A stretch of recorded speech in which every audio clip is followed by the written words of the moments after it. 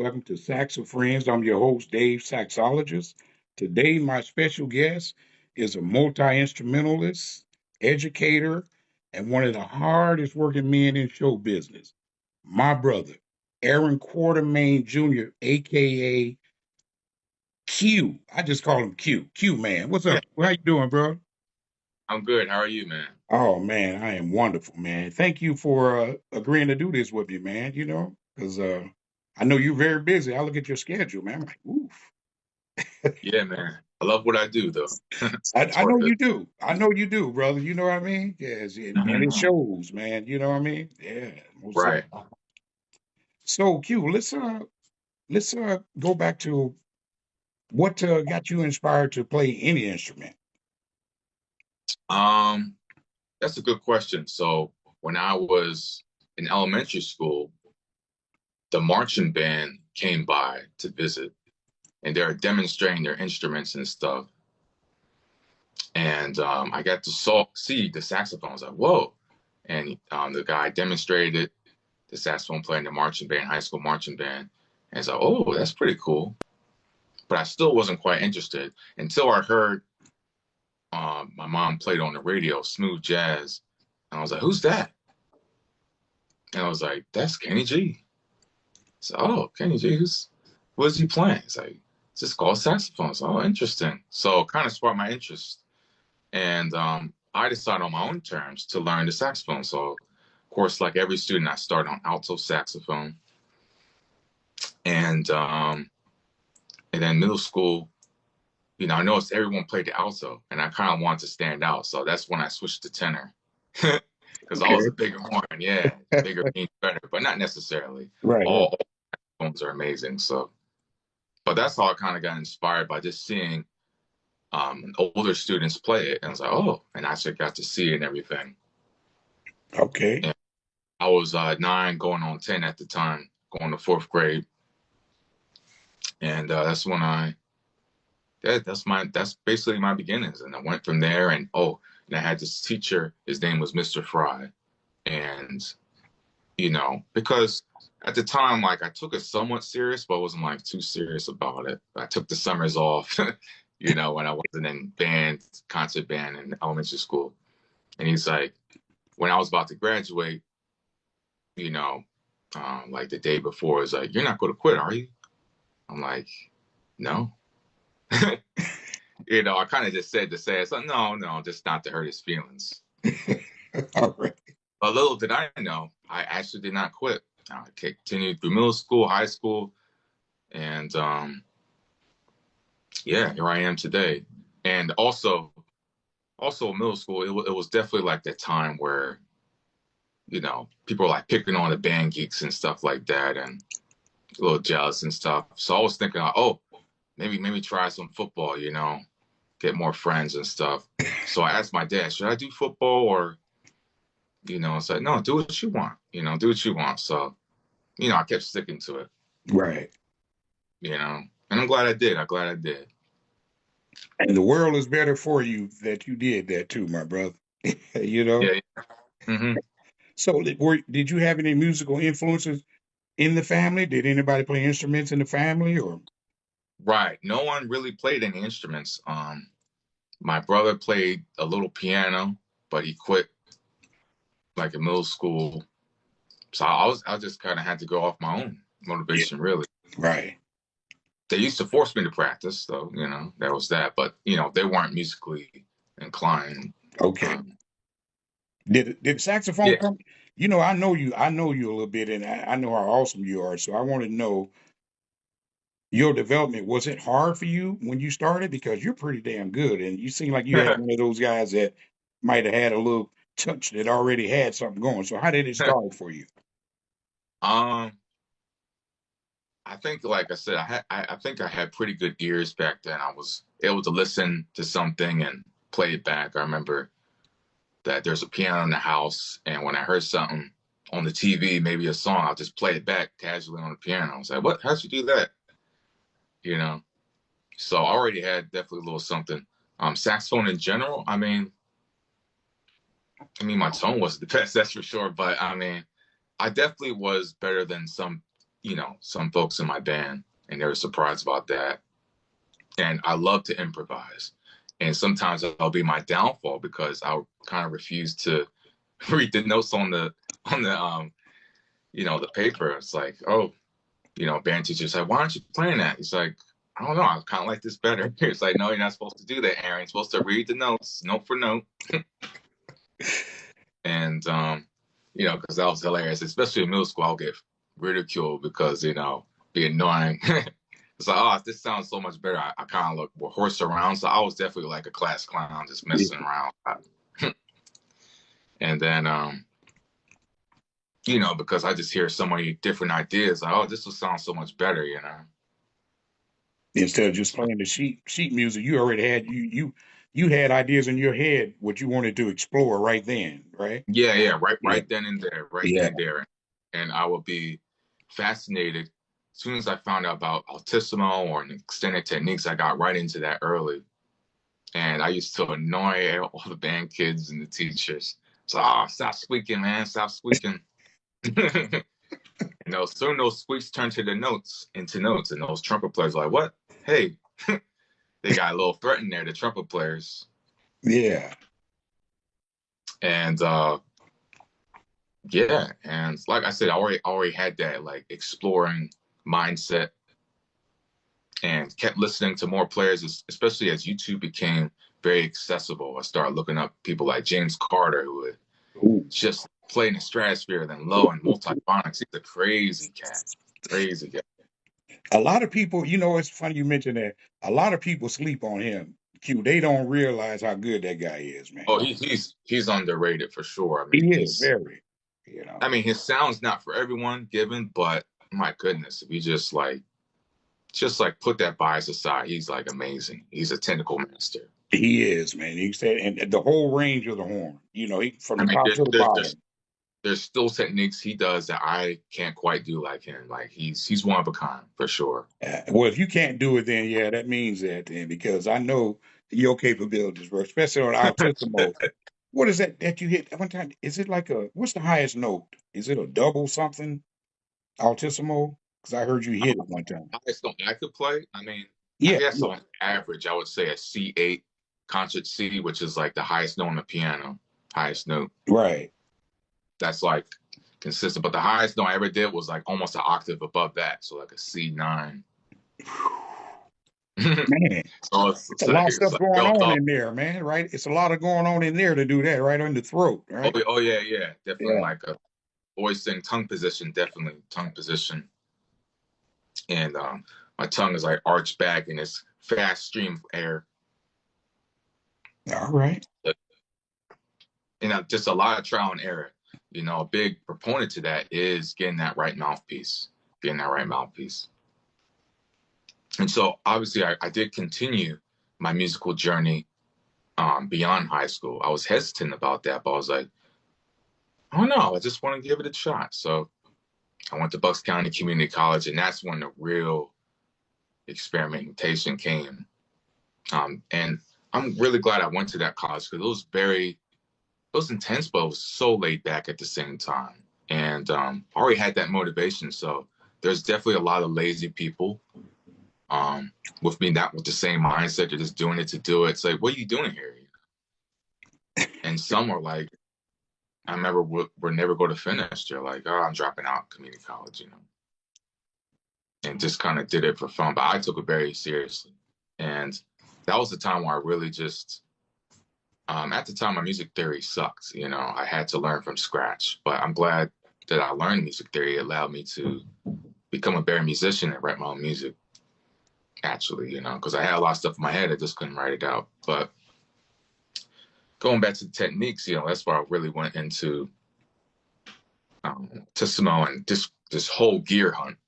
I was just mouthpiece after mouthpiece and spending all my money. Is oh my goodness. But for me, Been what there. works for me that works for me to get good Altissimo Yeah. is a high baffle. High baffles are definitely like what gets that makes it easy. What are you playing now on your tenor? What's your setup on tenor right now?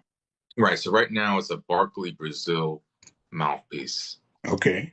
Like if you look up Dave Pollock, I believe he Yeah, plays one of those. yeah. As He's a matter of fact, I saw those at the NAM show. I know what you're talking about. Those are real nice too, man. Yeah. yeah, wish I had it with me, but yeah, it's pretty cool. They got nice finishes. Plastic. I was like, oh, interesting. But I started with my put it on tenor, and it was just great. It was easier compared to like I used to play jumbo Java and even Jody Jazz. I was really into Jody Jazz. I still like that as a backup piece. Jody Jazz, what was it called? The The giant, Jet. the The giant, or Jet. the jet. Okay. Yeah. Yeah, the Jet. Because I like the brighter sounds. And also having a brighter sound definitely helps with Altissimo too. Um, but let me see. So yeah, Barkley Brazil. I discovered that like 2 years ago, and man, it was a game changer. And I have it on all my saxophones, Oh, okay. soprano, and alto. Oh my goodness, soprano was the biggest game changer because that allowed me to go up altissimo and soprano. Soprano altissimo is very hard, Yeah, yeah, yeah. and it's like, but yeah, that mouthpiece changed it, and it's a shame because Barkley they were discontinuing that particular model I got, and I'm lucky I got it on eBay, and it was great. It's not the metal one you say? Is it the hard No, rubber? no, these are plastic um, mouthpiece, not metal. Oh yeah. I'm, Yeah. I'm gonna have to check that out, man. I haven't seen those. I don't think. I know the metal one. I don't know about the Oh, plastic the one. plastic ones is just the one I have. Yeah. Yeah. Okay. Yeah. So I definitely highly recommend those. I'm still able to play dark and everything, but definitely my primary thing is playing bright and soulful. And what horn are you And playing? What sax are you playing? I'm still playing on my tenor. I'm still playing my P Marriott horn, 66 RCL. But now I'm actually loving the better sax tenor Oh yeah. by Jay. Yeah, I'm playing that actually. What? It's crazy. You Yeah. would think I'll be playing the Selma or anything, but that brand, I don't know. I just like the horn. It's just nice. It's affordable. Yeah. Yeah. And for me, what makes the sound is the mouthpiece and the reed. And, that's what makes it. And as long as you have a decent responding horn, that's not the priority. The priority is the mouthpiece. Is your mouthpiece good? You're And then right. if you have a somewhat free blowing horn, you're good. So And what about alto? What do you play on alto and on, soprano? on alto, oh yes, on alto I play a Yamaha student horn. Um, and that just plays great for me. Yeah. Yeah. And I used to play my old one that I had since like fourth grade, oh but it finally just had its day, and I didn't feel like spending like thousands of dollars to get it repadded and everything. So right. got another one. Yamaha, you can't go wrong with Yamaha, especially for alto. Like those things are built like a tank.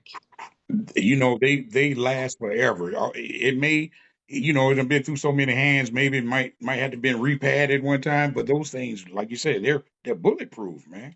Yes, and you can resell it, Yeah, and yeah, you still get a lot of money out of that. that's Yeah. true. So, You're right. and for soprano, I have like a store brand from Sam Ash called John Baptiste Okay, I've Soprano, seen those. Yeah, yeah, yeah. and it was cool because it kind of looked similar to my P Marriott tenor horn with the same finish, the bronze finish. I had like a bronze finish, Right. and it played great. And that's the only horn soprano I got to play actually. And as far as another detail I did the past couple of years, because straight soprano particularly is very, very hard to mic up, right? Okay. And I looked into saxophone pickups. Think about it like a guitar, right? Right, right, right. And basically I was like, okay, luckily my soprano had two necks. So I chose one neck, which is the bent neck. I have a bent neck. And I decided to drill a hole and get the pickup in there. And man, it just changed everything. What? Okay. Yeah, the benefits of doing that is that no feedback. No feedback. You turn up the mic, almost like a guitar, and basically it gets the whole sound of the horn. So, straight soprano, particularly, that's the game changer. You won't have to worry about, oh, I'm sounding too nasally, I'm sounding too this. You can adjust everything. Like somehow it picks it up. It's called piezo barrel, and I also had that for my clarinet as well.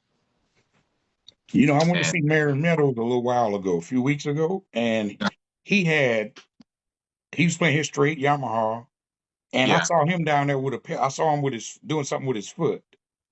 okay, So I think he had a pedal on there too. right, yeah. And a lot of more people are definitely have a lot of effects on their horns, like pedals like a guitar player would, Yeah. with delays and all this stuff and looping. That's pretty cool. And I recently got into um the Iwi. This is a Rolling Aerophone 8020. This is Okay. like if I had like, because I play, as you know, I play a lot of instruments, but this is Yes, you like do. this is my top three. That says a lot. Cause, but this is like the coolest instrument I like ever played because it combines the synths. Because you have one, you have a Yeah. Yamaha, Right. Right. Uh-huh.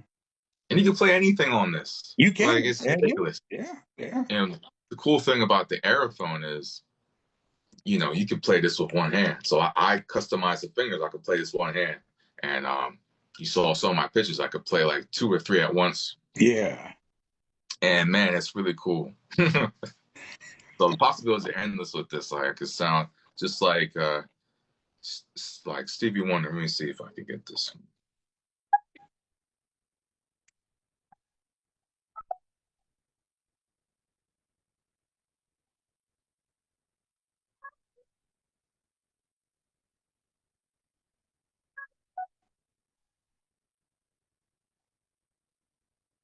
You know. Yeah. It's not really coming through, but I know what you're saying, though. Yeah. Yeah. Okay. Okay. That's nice. So you know what? Too, I want to ask you about when you were in school, man. You won some competitions, man, a solo competition, and I was reading about that. I said, so how did that go, man? The competition, you were best soloist, and Oh which, yeah. In high school, right? yeah, 2017, first place. Yeah, Oh, 2017. Yeah, that Stacks in was a the City. saxophone. That's a saxophone competition, right? Yeah. Man, that was pretty cool, man. It was intense because there are some favorites, and I was the underdog there, and no one expected me to win. And there are some really nice cats. Ones that toured with Alicia Keys. Okay.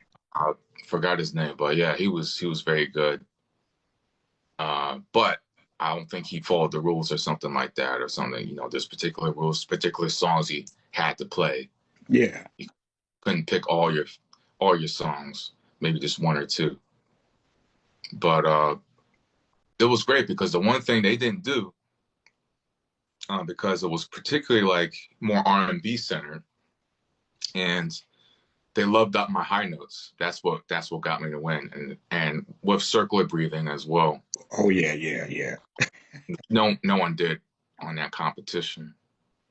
There's one guy that was good, but he was in the intermediate one, and he's very good. His name is Akechi, and very nice alto player and multi instrumentalist. It was funny when I was there. I was like, "What the heck?"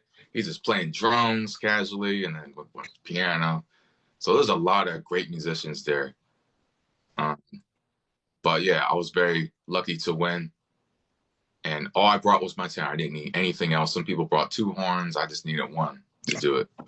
That's And what's so up, man. some people had their wireless mics and everything moving on around the stage. I just used their, you know, Shure mic. That was it. I Right. didn't need that flashiness to win. It's just like, just hear me. That's it. Yeah. And, some people were jealous. Oh, it's acoustics in the room that made you win and all this stuff. That was funny. But, and they wanted the favorite to win so bad, but, you know, I don't think he read the room properly because he was, playing with the drummer and playing the giant step stuff, which was really cool. But he was not interacting with the audience, I guess. Okay. So, but yeah, that definitely taught me a lot, and it's something I carried with me to this day. Hey, that's what's up, man. Hey, Yeah. let me ask you about you studied with Lenny Pickett, man. Talk to me about that, Yeah. bro. Yes, Lenny Pickett, man. Oh my goodness. But he my huge inspiration for artisanal playing. I mean, so I was determined to contact him and get in touch one day. And that was actually the year after the sax competition, uh, where I was like, okay, where's he? Oh, NYU. Okay, maybe contact NYU. Maybe at like, so I acted like I was interested in going to NYU. And I was like, oh, Lenny Pickett, do you have his contact information? It's like, sure, here's his email, because he doesn't have his contact information anywhere, really. It was kind of like disclosed. And so I decided to email him, and I know I'll get his attention. Extreme Altissimo. And I was like, hey, Lenny Pickett, big fan. I would love to have a lesson with you. Um, blah, blah, blah, blah. And he actually responded. It's like, wow. He's like, oh, cool, man. Yeah, yeah. Let's do it. And so he actually invited me over to his apartment, and that's where we had the lessons at, and right in Manhattan, I believe. And it was mind blowing. He's a genius, you know. He's got all these particular things, and I definitely learned quite a bit of new information from him. Like Altissimo, he uses like the palm keys for Altissimo stuff, and that's how he gets his high notes, and also the low overtones. So he loves using the overtone series rather than fixed fingerings, Yeah. and that's how it gets those extreme notes. Because just you get to a certain range in the saxophone, and fingers can only do so much. It's all in the amateur, Right. all in the amateur.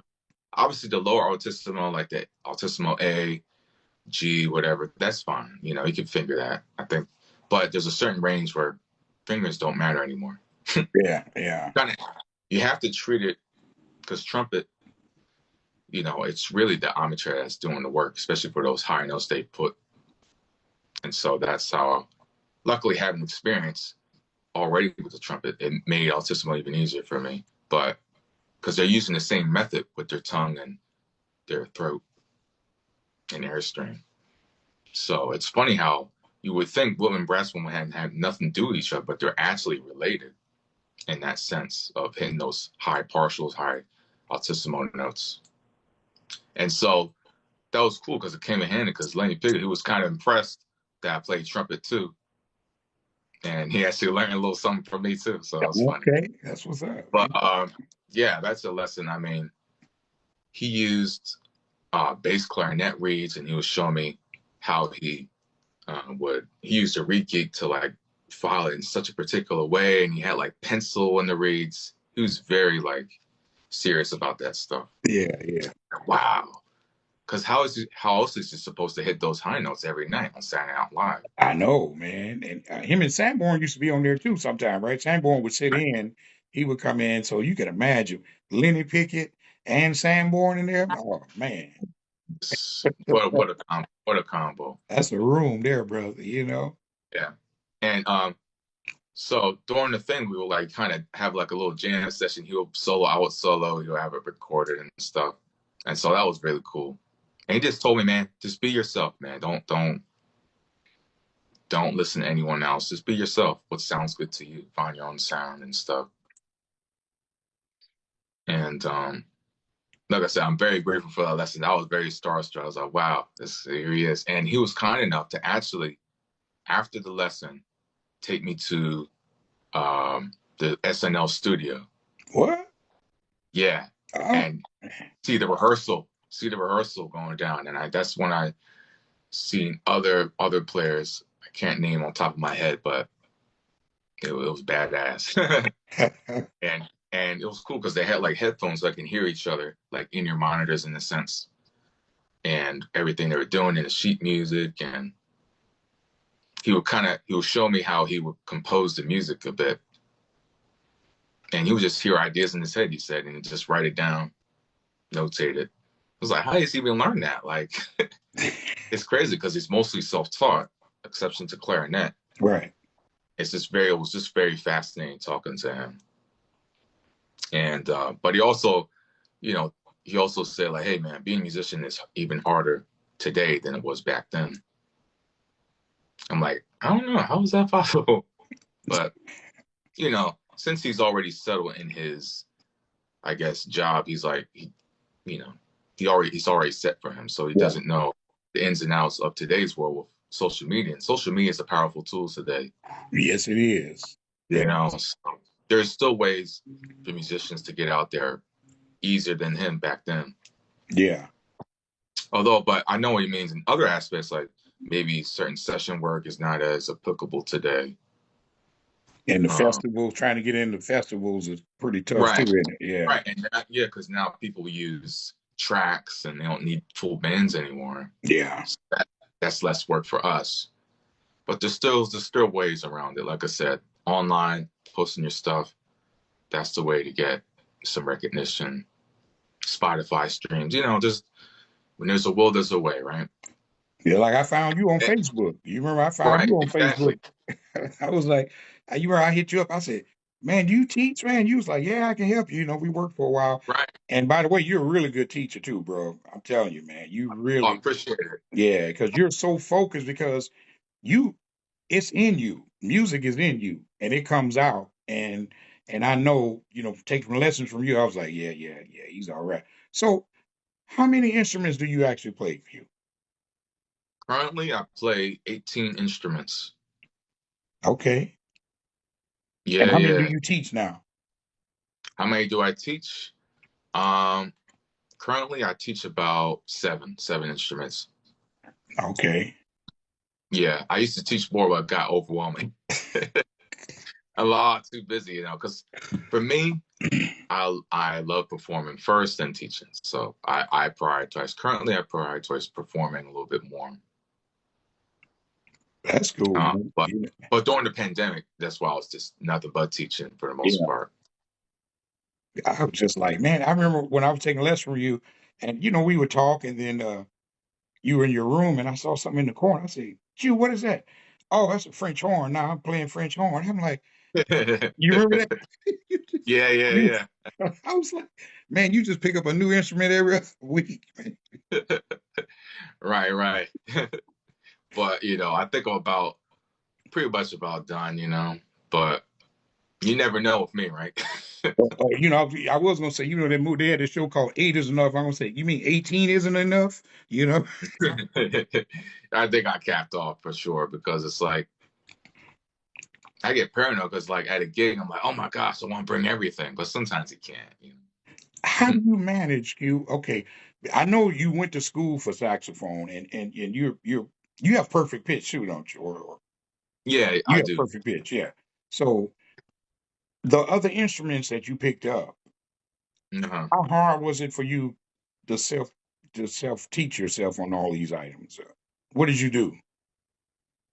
YouTube, man, YouTube You did. University, Yeah, yeah.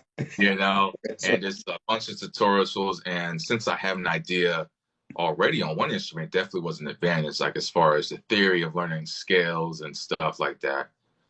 And I'm like, okay, what do I want to sound like? So I just look up famous guitar players or famous piano players and get inspired that way to give me motivation. Like, okay, this is what I want to sound like. I want to sound like just like this guy. You know, but also be realistic. Like I'm known not gonna be Oscar Peterson on right, piano, right, right. but that's someone that aim high. If I could get half as good as him, that'd be great. Or stuff like that. Um,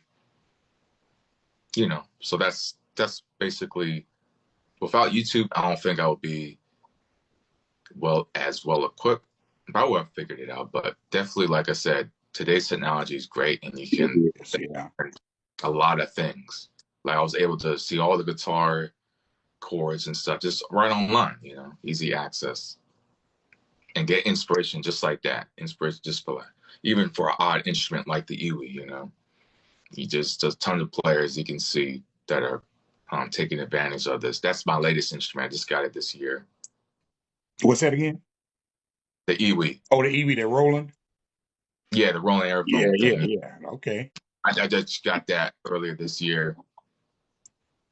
There'll be videos coming out soon, but I've been having a lot. You know what? Those things are so fun to play, man. You know, the EWE, man, they're because you can do all the sounds. I mean, you can play most of the instruments. I can't play any of them though. Like I did one with a flute.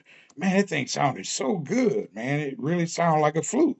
You know, I was like, Right, I thought that was, exactly. you know, I thought it was Hubert Laws over there, man. You know. Yeah, exactly. It can get, and it's like, boom, it's just saxophone things. You don't have to worry about actually learning an instrument. Right, But right. for me, it actually motivates me to get better. So, oh shit, this sounds too good. Let me step up my flute game. Let me step up my violin game. Holy crap! What do you practice these days, man? Saxophone wise. Saxophone wise, uh, mostly just the songs, like new songs, and that helps me like doing what I got to do, like technique wise. So I just go about what do I have to do now? Do I have to learn the songs? Okay, cool.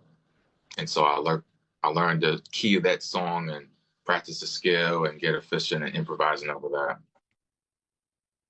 And also, I'm always practicing altissimo as well because that can go. If you don't practice that, especially extreme register, that can go I instantly. can imagine. Don't use it, you lose it. I That's know all I that's gotta right. say about that. Uh, and of course, long tones. Always looking on long tones and keeping my tone up because sometimes there are times where I don't practice, and sometimes that like affects my tone. So I always like make sure like, okay, I got a dedicated time frame, 30 minutes, not just 30 minutes doing long tones and exercises like that, and working on other techniques. Like circular breathing was a game changer for me as far as that. So sometimes I always run out of breath, and now I don't have to. How did you learn that?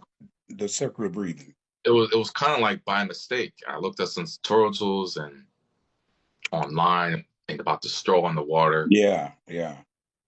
and then Kenny G just going, oh yeah, you're like a bagpipe, you're a human bagpipe, and I don't know, it just kind of came out of nowhere.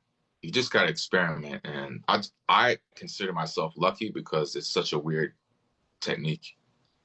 And a lot of guys, probably most saxophone players probably can't do it. And I don't even think a lot of them even try because it's not easy though, is it? No, I No. wouldn't say, Yeah. especially on flute. That's it's weird because saxophone you're allowed to blow a little harder. Flute you got to keep it like tight. Oh yeah. And so basically, you kind of have to use a bit of this lower area to kind of breathe in and out. Because if you mess up this, you can't blow a flute like that. Yeah. You have to have it like very like tight and centered. Hey, But just a lot of trial and error. I would encourage everyone to try it, and don't be discouraged because it's funny because for example, altissimo, when I play super high, the low notes are easier. So if you aim high for that impossible yeah. thing, everything else becomes so much easier. So much easier. I remember you telling me when I was taking lessons with you that one thing you did tell me though, always do long tones. If I don't do nothing else, I'll practice long tones every day. Even if I don't feel like doing nothing else, at least 15 minutes of just long tones. Because Right. it keeps you straight, doesn't it? Oh yeah. Yeah. Oh yeah. It keeps you centered, keeps you having control over the horn, Yeah. because that's what you want. You don't want to be fighting your instrument. You want the instrument, you know, playing for you. Because I had those days where I was just struggling. Oh my gosh, so resistant or can't play anything. Like, oh, I suck. But as soon as you do those long tones, it's like it actually becomes less resistant, becomes better. And there are times where I could play on any reed and sound good. Yeah. And those are the days you want. Those are the times you want. Um, but just repetition, staying consistent, have a consistent schedule. You can't just play once a month, Right. or you'll be you know, it's bad. But if you don't want to practice, because I remember when I first started out, I went to my teacher and I told him, I came to my alto and I said, I want to sound like Sanborn. He said, me too. So he said, so he Right. said, but we got to get a note out first, though. You know what I'm saying? I Right. told him, I No want to be out first, Sanborn. right? Yeah, exactly, exactly. So, And speaking of that, it's good to listen to your favorite players and try to actually do that because you'll sound maybe a portion like them, right, and that's what keeps you motivated. That's what keeps me motivated, because I will play along with Sanborn sometimes, like transcribing his lines a little bit, just playing some of his melodies by ear, and just kind of mimic his tone, kind of internalize it, right. so you know what you kind of want to sound like, and that helps immensely. Yeah. And the gear selection you pick, luckily there's a bunch of information like, oh yes, this will has a brighter sound, so like Sanborn, that helps too. Like I was like, for example, like Lenny Picky's, oh yeah, I play on this, I play. Um, so I had like guidelines. Okay, this is the gear he has, so I kind of have an idea how he gets. He plays on a huge opening. Oh my goodness, like maybe a 10 or something crazy. There's some of those guys. What I wonder when they have a big mouthpiece like that, he probably has a 3 or 4 reed too, or something on it too, along with that, or Oh maybe a yes, softer. Yes, you know. he has a heart rate. Right. That's the only way. Sometimes he's able to get away with softer reads, he says, but for the most part, it has to be hard in order to get it consistent. Because Yeah, the thing about soft reads is they can wear out. You can get the high note, but it won't be. it gets a little If you have, thin, and it might shut down on you too, right? The thin. right. Yeah, yeah, But that's a good way to um actually make autismal easier once you go to that hard read, because you can practice on the soft read, and then when you go to hard reads, oh, it's light work because the yeah. hard read's doing the work for you, right? It's like resistance training. Right. Yeah, and vice versa. Playing a hard read makes the soft read even softer. Sometimes that's a good thing. Sometimes, so sometimes it's good to experiment like that. If you're having a day where you're like, oh my gosh, sometimes playing on a purposely stuffy setup makes your other setup so much easier to play. Because you're so used to fighting this one, so it'll be a Yeah, little easier. Yeah, I hear you saying. yeah, yeah. So sometimes that works. But as far as reads, I didn't even mention what read I Yeah, what you play. playing? Playing a Diodario Select Jazz. Right now it's four soft. Oh, is that filed or unfiled? uh, unfiled, always. I prefer unfiled. I don't know why. I guess I kind of like the crispier, brighter sound. It's subjective, but it just works for my setup. Because sometimes, and that's the thing. It's like just because it's a hard read, sometimes it depends on the mouthpiece. Like if you're playing on a 10 opening or 9 or 8, sometimes a softer read. That softer read, if you're playing like on the 2.5, that's enough. That's actually resistant enough, Yeah, right? It's like yeah, that balance, right? But if you're playing on two hard sets, well, of course, that's like impossible. Versus like if you play on a 5 opening, then a 4 will be easier to play on that mouthpiece than a bigger mouthpiece. Makes sense? yeah. Oh, Yeah, Kurt Wayland plays a big tip opening too. I think he plays like a 10 or something like that with like a 4 or 5 read too. It's like insane, right. For me, my happy medium is a 7. I'm playing on a 7. I think basically on all horns, maybe 6 on the soprano, something like that. Yeah, that's But what. yeah, that's the sweet spot that works for me. But everyone's different. Yeah. Yeah, so basically for me, it's the read size in general terms is 3.5. That's like my favorite because I'm still able to get high, but I'm able to get low, soft sounds too. So the goal is you want to play everything on one set. That's for me because I don't like switching mouthpieces. I don't know about you, but it's like I just like sticking to one mouthpiece and developing my sound like Once I that. find the one, right? Once you find the one, right? Yeah, yeah. I'm with Jody Jazz. I'm doing Jody Jazz right now. You used to do the. I thought you had told me about the Giant. Maybe it was the Jet instead, though.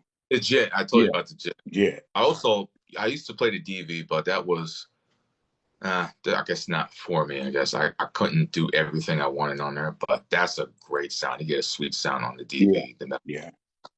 But the Yeah. Jet was my favorite as far as Jody Jazz line. He's Hmm. got a new one coming out next year. Actually, he's gonna have it at the NAM show. Oh, And nice. yeah, so I'll see what he's looking at. He's trying to tell me that ham hammer. You seen the ham hammer one he has? That big, heavy ham Yeah. hammer one? Yeah. He said, because I interviewed him, I don't know if you know that. I interviewed him a couple months ago. Yeah, I know you did. That's Yeah. really cool, man. And then he Yeah. says, yeah, How'd you pull that off? you know what? I just hit him up, like I did you guys, and I hit up his people, and they said, sure. I was shocked because I tried to do Cannonball, but they told me, they're getting ready for the NAM show, so they wouldn't do it. But I'll see them at the NAM show, so I may be able to, get something done later though. But yeah, but Jody's he's a great player too, man. Not only is he Yeah, he's a great player, man. He can play upstairs too, man. oh I'm man, surprised. he's a beast, man. As busy as he is, he's killing it. Speaking of busy, brother, I was going to ask you, man. I wonder how many dates, if you were to realize, how many dates you think you do a year, man? Because That's I a look good at your question. calendar. I would say like hundreds. Really, it's like Yeah, hundreds a year. If I would add it all up, 100 plus. easy. You know. Yeah, but now I just kind of like to cut it back because sometimes like I can have like 18, 20 shows at 1 month, but it's like that would kill me. Yeah, yeah. So now I kind of keep it at 10 to 12, something like Okay. that. Yeah, you got a lot going on, but I says, 'Cause I have to say no a lot now. oh, do you? It used to be the other way around, but once you get into it and you get a rhythm, you'll be the one saying no. So yeah. I've seen the responses from your from a lot of your shows and stuff, man. Yeah, people love you, man, because you're an awesome dude, man. So let me ask you about you're like a chameleon. You play everything, every genre. So how Johnny, did you right? come up with that to play country, everything? Talk to me. Right, right. That's a good question. Like it all started with my solo set because before I used to play in a lot of bands and prioritize jazz. But as soon as I got like in a bar and restaurant, they didn't want to hear just jazz. You know, you go to a country tavern and go want to hear jazz, like no. So I'm like, well, I want more shows, and I also want to push the saxophone to other territories. Kind of like what people like Dave Sanborn, Kenny G, and those other people kind of fuse it with pop music. I want to do that too. So I started going that route, and yeah, I mean, it's like because I used to get denied all the time, because I live in a mixed area, and the white venues are kind of scared of people like me. Yeah. I'll be honest with you, politics like that, and it's like, oh, you won't be the right fit here. So I was like, you know what? I'll get them. I'll get them. So that was kind of my motivation to learn things like country and rock and all that stuff. And it's been working very well for me. So I just basically because jazz for me, that's fairly hard genre to learn. I went to school for jazz, to learn the language and the bebop fingering, Right, right. that takes a lot of dedication. So learning like simple music like rock, that's light work. Yeah, yeah. Like it was so easy, you know. And it's just like basic chords and stuff like that. So and of course, like I said, being on saxophone, obviously the other instruments help. So I'm like, okay. So that's what kind of motivated me to practice like I never did before. Like, oh, I gotta learn this rock guitar solo, and all this stuff. And now singing, that helped a lot too. You don't have to be the best singer. People just want a good time, Yeah, you yeah, know. yeah, yeah. And And even the that took a violin. When did you pick up the right violin? violin. That was like 3 years ago. Okay.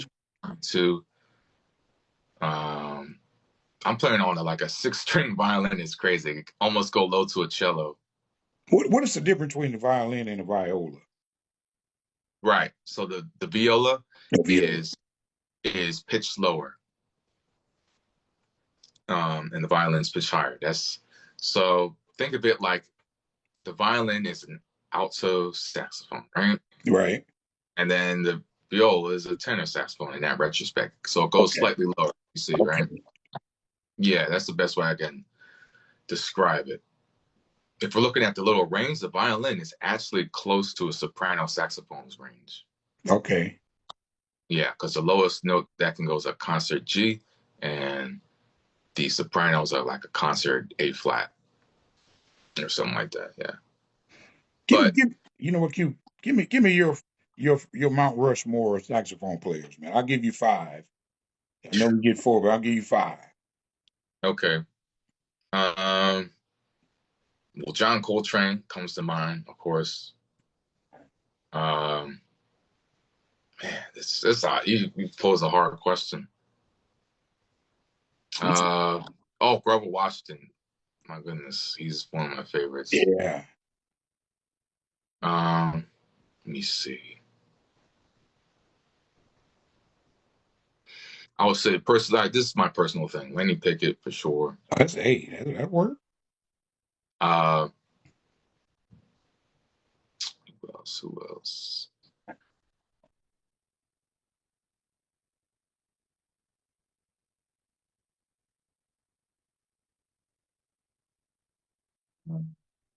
James Carter. That'll work. Right. Oh, and then is like a fireball, like Rasan Roland Kirk. Like The two. he's a wild man. He's a wild man. He's definitely inspired me to play more than two horns at once.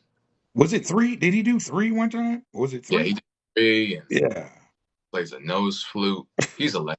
A Like, nose. I never heard of yeah, it. like crazy. I think he invented, he like customized his own horns. Oh. Yeah, he was different. And That's that's for how I real. can able to play more notes on it. 'Cause I'm like, huh? Because I looked at some of his videos and he's playing like a low note, but with one hand. It's like how you can't play a super low note. Yeah. So he had customized horns. How you do too? So you do a soprano and a tenor or something, and you can just do both. How you do it? What do you do when you play two? Okay. Well, in simple terms, you just play. You just blow to, And but just yeah.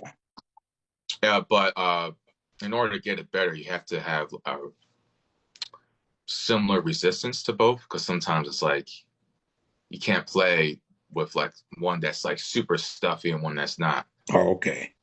So I purposely get it to where both like soprano and tenor are like similar resistance. And find the comfortable hands that you know, for tenor it's on the left side, soprano's on the right. And just experiment, So like I said, having two similar mouthpieces definitely helps big time. And long tones too, you Yeah. gotta learn how to articulate on there. And yeah, and definitely use your diaphragm. That's what helps gets a better sound. And work with a tuner, although you definitely will not get in tune, but getting it close, that Yeah. helps. That helps too. So the best advice I can give for that is just to do it. Trial and error, trial and error. I can only explain so much, but you have to try with you. And like I said, similar setups on both horns helps a lot. You know, That's a crowd Otherwise favorite. you won't be successful and you'll be squeaking or whatever. Sounded horrible. The crowds love it though, don't they? Oh yeah, yeah. Yeah. It's a show shop stopper, Yeah. show stopper. And now with the Iwi, with the Aerophone, that adds a third horn, and that's a cheat because you know you don't have to play, you don't have to actually physically blow as hard as a Right. saxophone. Right. Yeah. That's what makes it nice. It's a break from the saxophone, really though. You get a little bit of break and you still get to sound good. You know? Right. And for me, that adds to the show because now because it's like a synth, but in wind form. And it Right. makes the audience look versus if I play saxophone and keyboard at the same time. I guess it's not visually as like, oh, but this, and it kind of brings that visual like, whoa, what's he doing? It's still hard because, you have to think, oh, what note am I playing on this one? And what note am I playing on that Yeah. one? Yeah. You got a lot of stuff going, bro. Then I look at your set and I'm sitting there looking at it. I'm saying, okay, Q, so how you pull this off? So you have all those instruments on there, and I watch your videos. You put down the soprano, you pick up the tenor, then you get the Right. guitar and this, that, and that. I'd be like, man, that's some. How'd you coordinate all that stuff, man? You had to practice it and say, let me do this. What? Oh yeah. I, a lot of practice and a lot of Yeah, trial and error, even on live shows. I'm like, you have to be bold. If you're trying to be, if you're trying to be a multi-instrumentalist and do what I do, you have to be bold. You can't be shy, and you can't be afraid of messing up. And that goes for everything. That goes for taking solos. If you're in a jazz quartet, be bold, man. Try something new, and say, okay, that worked, and that definitely did not work. yeah, you know, and don't be shy. Don't be shy about it. Like, you know, and that's how I got better at instruments like trumpet. I had to go to a jazz session and get embarrassed in a sense, like, oh, crack this note, you know, and just like, nope, instead of me playing on my comfortable instrument, I'm playing on this instrument. And that will teach you a lot. That teaches you a lot sometimes, putting yourself out there in front of everyone. Oh my gosh, I just do that. And first you feel like shit, but then you're like, you know what? I'll be better next time. And are you making progress, right? And right, that's right. me, that jump started my progress. If I want to play violin in wedding ceremonies, I had to do it. I had to start somewhere, right? Yeah, So don't be afraid to put yourself out there. Just do it and learn from that. Learn from that. Learn from your mistakes. that's very good advice because that's what I'm doing now. At 65, I finally played in front of people at church. It's Oh, that's great. That's yeah, great. man. And you know what, Q? I thought I was gonna be nervous. I was not nervous. I think because I'm practicing all the time now, and I just said to myself, whatever happens, happens. I'm just gonna go up there and do the best I can. Right. Right? Like you said. Exactly. Yeah. And it worked out. Not a big deal. It's really not a big deal. You know. Yeah, man. Now, Q, you have a couple CDs too, because I had one, what is the Train, Funk Train. Funk Train, and then you did another one in, was it Yeah, I did. 2022? I actually did two, which was my first solo stuff. Vibes Around Me, and then Decisions, which is the pop one. So one is R&B, one is pop. Are you working on any more projects right now? Yeah, I am. I am slowly but surely. I was supposed to come out with one this year, but you know, shit got a little hectic. But it's great because sometimes I feel like, oh, I gotta rush it, I gotta make, but I want it to be quality. Yeah. And I'm only getting better. I'm only getting better. Like Yes, the you album are. you heard, you know, the next album I'll be singing, be some other songs, and I'm trying to come out with some more originals as well. You have your So own label too, don't you? You have your own record label too, right? yeah, Qman Records, it's my Qman. independent. Yeah. All right. Yeah, and Man, yeah, I'm always, you may not see as much videos nowadays, but trust me, I'm getting better, and just when you hear something, it's going to sound really good. So hey, keep on the look. hey, man, look, you always sound good, bro. You know what I'm saying, man? In all the years I've been following you, and I was telling my friends, I said, I got this guy, he's a multi-instrumental. And the promo yesterday, I said, I think he plays somewhere between 16 and 18 instruments. I just threw that out there. And you said it was actually 18. So I was, There you go. I was right there, though. But that's all right, Q. Hey, man, but this has been wonderful, man. I really appreciate your time, man. So before we go, where do you see yourself in the next 5 years? Next 5 years, um, I'll probably be traveling a lot more outside of where I am. And I'll be hopefully with my significant other, plan to have kids like that, stuff like that, and have just a more established, just be even more established than I am. Probably, I'll probably still live in PA, but I'll be traveling a lot more, like hopefully California, you know what I'm saying, where you're at. Yeah, you come on out and holler at me. Right, right. And just a bigger following and playing at a lot bigger places. But at the same time, still have have a family, my own family too, as well. All right. So What do you do for fun, Q? Because you musiced out, man. What kind of hobbies do you have, man? Because I know you. I love playing basketball.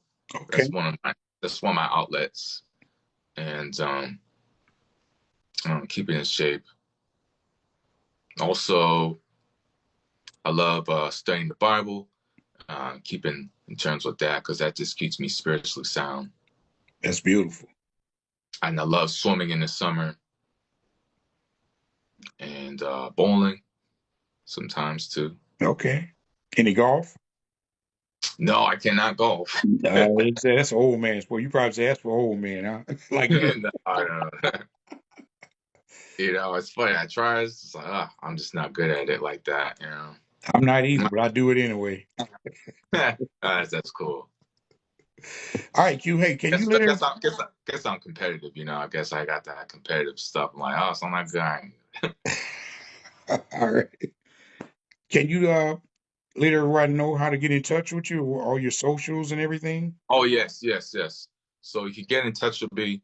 First of all, um, my website at www.aaronqman.com. That has everything. That's like your foundation you want to go to first, and on there you'll see all my other socials and just contact me by email. Everything's on there. My schedule. You won't have to have social media. You can see my schedule right then and there, and the latest news as well.